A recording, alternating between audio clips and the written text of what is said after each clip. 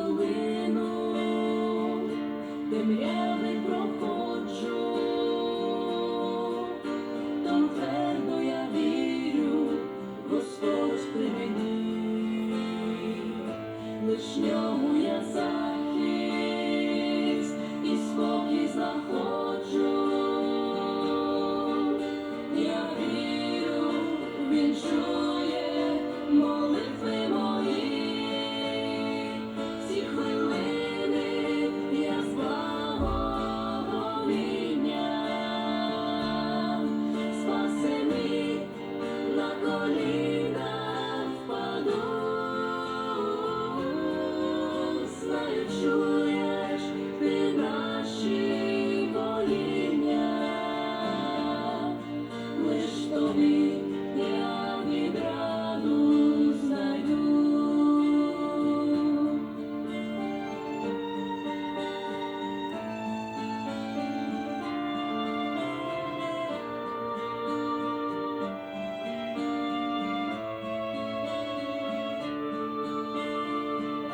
Коли ж моє серце безмежно радіє і благословіння течуть, мов ріка,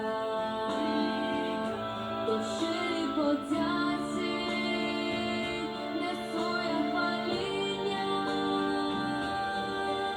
бо знаю, зі мною твоя є рука. Коли пригадаю всі милості Божі,